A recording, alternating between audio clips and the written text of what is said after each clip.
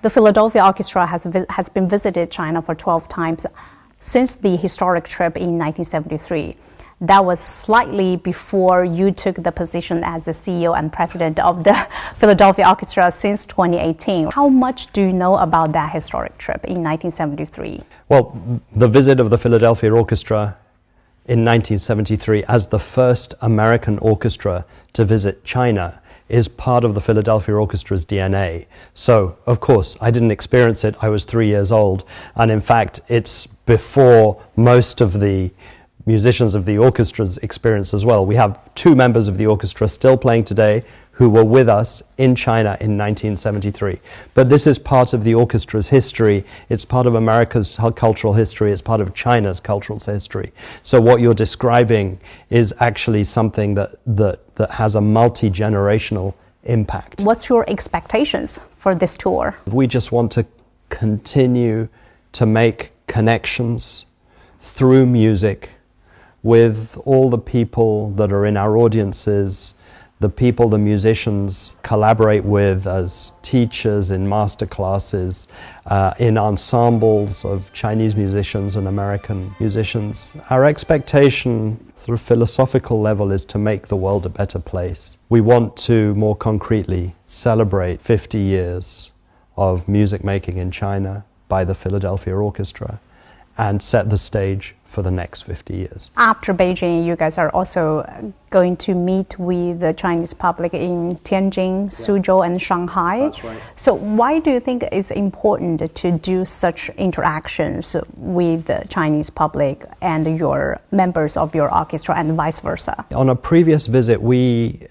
had the very moving experience of visiting Minzu University and experiencing some of the folk traditions from around China. It was a voyage of discovery for us. Musicians of the Philadelphia Orchestra performed with traditional Chinese instruments, pipa, erhu, others, saw different forms of dance from different ethnic minorities you're talking about. Right, different ethnicities, different languages. I mean, it was sensational. Our music and artistic director Yannick Nézet-Séguin went, many musicians from the orchestra went, and we collaborated with musicians from different traditions. So in those moments of collaborations, new connections are made. Music gives voice to thoughts and ideas that words cannot convey.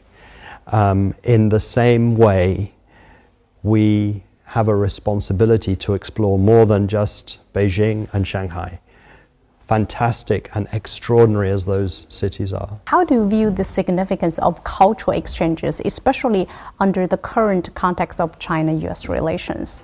It's incredibly significant because making music together humanizes people to the other, right? And if the geopolitical context is very difficult, it's almost more important that we come and make music together than in good times.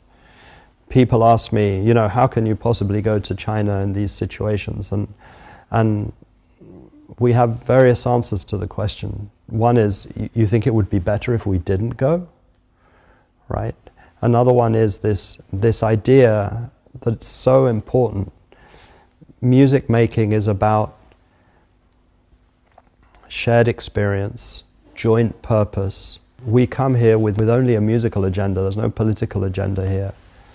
So, and we come really with openness and heart, and that's our responsibility.